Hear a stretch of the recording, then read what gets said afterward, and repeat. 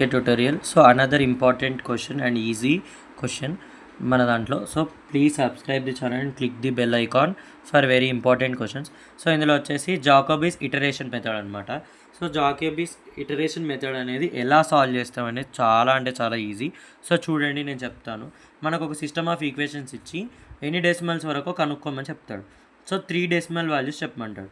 So అంటే మనం ఎన్ని ఇటరేషన్స్ చేయాలి ఏంటి అనేది నేను చెప్తాను. చూడండి, ఇప్పుడు ఇటరేషన్స్ మెథడ్ అంటే ఇటరేషన్స్ అంటే డిఫరెంట్గా అంటే 1 టైం చేయాలి, మళ్ళీ 2nd టైం, అలా ఇటరేషన్స్ అని అంటాం అనమాట. చేసిన ప్రాసెస్ని మళ్ళీ చేయడాన్ని ఇటరేషన్స్ అంటాం. సో చూడండి ఎలా చేస్తాం అనేది మస్త్ ఈజీ. చూడండి solutions. First the given equations రాసుకుందాం. ఏంటి మనకి ఇచ్చిన ఈక్వేషన్స్?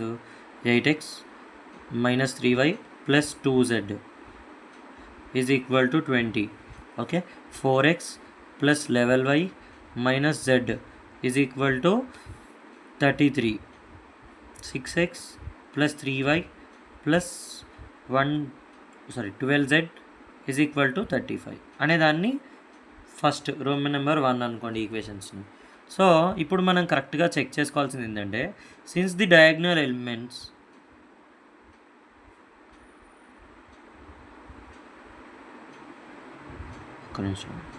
ఎలిమెంట్స్ ఆర్ డామినెంట్, అంటే డయాగ్నల్ ఎలిమెంట్స్ అనేవి డామినెంటా కాదా చూద్దాం ఒకసారి. కోఎఫిషియంట్ మ్యాట్రిక్స్లో నేను చెప్తాను చూడండి. యాక్చువల్గా అవే మన పాయింట్ రాసేసాం అవును అని. సో ఎలా చెప్పాను అనేది మీకు చూపిస్తాను చూడండి. ఇక్కడ డయాగ్నల్ ఎలిమెంట్ ఏంటి? ఇవి కదా. సో ఇలా అంటే 8 మోడ్ పెట్టుకోండి. 8 అనేది గ్రేటరా కాదా? -3 + 2 చేయండి. రైట్. నెక్స్ట్ ఇందులో డయాగ్నల్ ఎలిమెంట్ ఏంటి? 11. ఇక్కడ చూడండి mod 4 ప్లస్ ఇక్కడ -1. నెక్స్ట్ ఇక్కడ చూడండి డయాగ్నల్ ఎలిమెంట్ ఏంటి? 12, mod 12. ఇక్కడ ఏం మిగిలింది? డయాగ్నల్ ఎలిమెంట్ ఇది కదా. సో ఇప్పుడు ఇది mod 6 + mod 3. సో చూడండి మోడ్ అంటే ఏంటంటే ఇది 8 వచ్చింది, ఇది 3 + 2 = 5. సో ఇదే హైయెస్ట్ కదా, కరెక్టే. నెక్స్ట్ 4 + 1 5, ఇదే హైయెస్ట్ కదా, కరెక్టే. 6 + 3 ఎంత? 9. సో 12 కదా, సో హైయెస్ట్, కరెక్టే. సో మన ఇది రాసిన పాయింట్ ఏంటి? కరెక్ట్ పాయింట్ అనమాట, కోఎఫిషియంట్ మ్యాట్రిక్స్. సో ఇప్పుడు మన ఇటరేషన్స్ అనేటిది స్టార్ట్ చేయొచ్చు అనమాట. దేర్ ఫోర్ కన్వర్జెస్ కండిషన్ అంటాం దీన్ని ఏమంటాం? కన్వర్జెస్ కండిషన్ అంటాం. ఇది సాటిస్ఫై చేసింది. ఇలాంటప్పుడు మనం ఇటరేషన్ చేస్తాం. చాలా అంటే చాలా సింపుల్. ఫస్ట్ ఈక్వేషన్ తీసుకోండి. ఫస్ట్ ఈక్వేషన్ ఏంటిది? 8x - 3y + 2z ఎంత అమ్మా? 2z is equal to 20. అప్పుడు ఇక్కడ నుంచి ఓన్లీ x వాల్యూ కనుక్కోవాలి. అంటే ఇవి ఇక్కడ ఉంచుకో, 8x ఇక్కడ ఉంచుకో, దట్ వెళ్ళు 3y - 2z. Only x value అంటే ఏమొస్తుంది? ఈ 8 అయితే 1/8, 20 కూడా ఉంది కదా ఇక్కడ, 20+.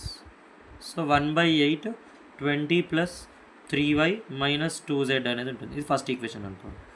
నెక్స్ట్ సెకండ్ దాంట్లో నుంచి, ఇది ఫస్ట్ దాంట్లో నుంచి తీసుకున్నాం కదా. నెక్స్ట్ సెకండ్ దాంట్లో నుంచి ఏమో y కనుక్కుందాం. 4x + 11y - z is equal to 33. So దీనిలో నుంచి y, ఈ లెవెల్ అయితే బై లెవెల్ అవుతుందమ్మా. ఇక్కడ ఆల్రెడీ ఏముంది? 33. ఇది అటు వెళ్తే -4x, ఇది వెళ్ళిపోయింది ఆల్రెడీ, ఇది ఒకటే ఉంది కదా. మైనస్ ఎంత? ఇది z. సో -z వెళ్తే +z. ఇది సెకండ్ ఈక్వేషన్ అనండి. నెక్స్ట్ అంటే అది 1 2 3 లేవు కదా, ఇందాక పైన లేవు, ఇప్పుడు చూసుకోండి అందులో. కానీ రోమన్ నెంబర్ 1లో తీసుకోండి లైన్గా, ఓకేనా. సో నెక్స్ట్ ఇందులో ఉన్న equation 6x + 3y + 12z is equal to ఎంత? 35.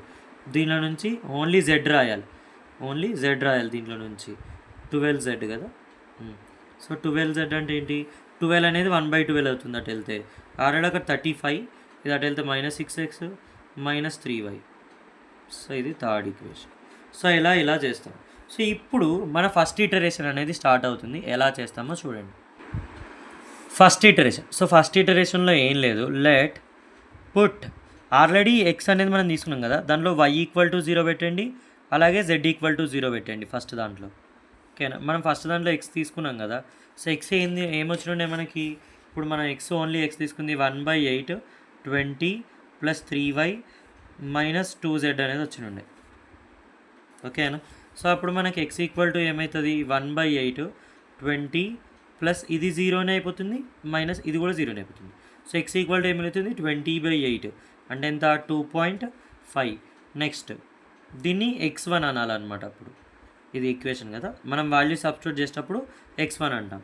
So next y equal to మనకు ఫార్ములా ఏముండే 1/11 33 మైనస్ 4x ప్లస్ z అనేది ఉండే మనకి, ప్లస్ z అనేది ఉండే.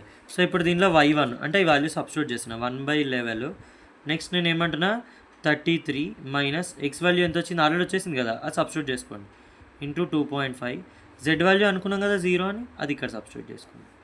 So y1 is equal to y ప్లేస్లో మాత్రం సబ్స్టిట్యూట్ చేయొద్దు, y వాల్యూ కనుక్కునేటప్పుడు y1 అంటాం ఫస్ట్ ఇటరేషన్లో. సో ఇదేంది, ఇది ఎంత అవుతుంది, ఇది వచ్చేసి మనకి 2 అవుతుంది. ఎంత 2.5 ఇంటూ 4 అంటే ఎంత 10 అవుతుంది. సో 10 33 మైనస్ 10 అంటే ఎంత అమ్మా 23. సో 23/11 అనేది వస్తుంది. మీరు క్యాలిక్యులేటర్ యూస్ చేసుకోండి వీటికి.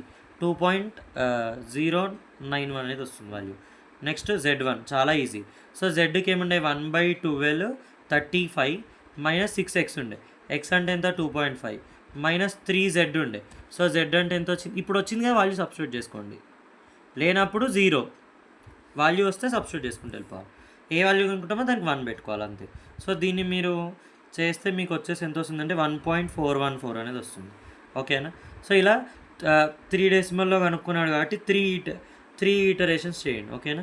So second iterations. So x2 అంటాం, సేమ్ వాల్యూ సబ్స్టిట్యూట్ చేయండి. 1/8 ఏముంటుంది 20 ప్లస్ 3y, y వాల్యూ ఎంత ఉందో ఇందాక ఎంత వచ్చింది చూడండి y1, అది సబ్స్టిట్యూట్ చేసేయండి. 3y1 మైనస్ 2z, z అంటే z1. సో ఇప్పుడు ఆ వాల్యూ సబ్స్టిట్యూట్ చేయండి. 20 ప్లస్ 3 ఇంటూ y1 వాల్యూ ఎంత వచ్చింది ఇది, మైనస్ 2 ఇంటూ z1 వాల్యూ ఎంత వచ్చింది 1.414.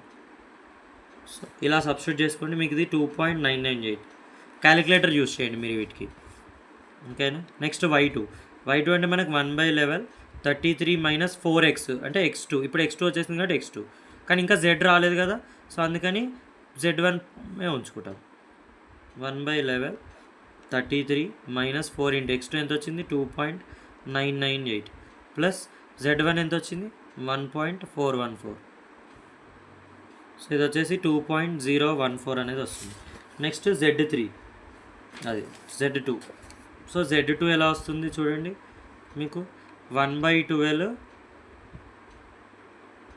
35 మైనస్ 6x అంటే x ఆల్రెడీ x2 కనుక్కున్నా కానీ x2 మైనస్ 3 z ఇక్కడ ఏమొస్తుంది y2 కనుక్కున్నాం కదా ప్రీవియస్గా. సో y2 అంటే y2 వచ్చింది కాబట్టి y2 రాస్తుంది, లేదా y1 రాస్తుండే, అలా ఏది ఉంటే అది. సో 1/12 ఆ వాల్యూ సబ్స్టిట్యూట్ చేయండి. మైనస్ 6 ఇంటూ x2 ఎంత వచ్చింది 2.998 మైనస్ 3 ఇంటూ y2 ఎంత వచ్చింది 2.014. సో మనకి 3 డెసిమల్ వరకు కావాలి కదా. సో ఆల్రెడీ మనకి ఫస్ట్ దాంట్లోనే 3 డెసిమల్ వరకు వచ్చేసింది కాబట్టి ఏం కాదు, సెకండ్ ఇటరేషన్ వరకు చేయండి, ఏం కాదు, ఒక 2 ఇటరేషన్స్ చేస్తే ఏం కాదు. ఓకేనా. సో ఇలా వాల్యూస్ అనేటివి మనం సాల్వ్ చేస్తాం అన్నమాట. ఓకేనా. అప్ టు 3 డెసిమల్ రావాలన్నాడు. యాక్చువల్గా ఫస్ట్ ఇటరేషన్ ఎందుకు ఆపేయలేదంటే ఇక్కడ చూడండి, ఇందులో 1 డెసిమలే వచ్చింది, ఇందులో చూడండి 3 3 డెసిమల్స్ వచ్చాయి. సో అందుకని ఇటరేషన్ ఆపేసామన్నమాట, 3 రావాలి ఇటరేషన్స్. ఓకేనా.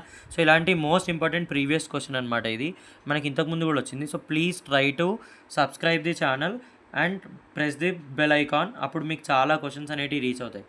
ఓకేనా. Thank you. EK tutorial 1.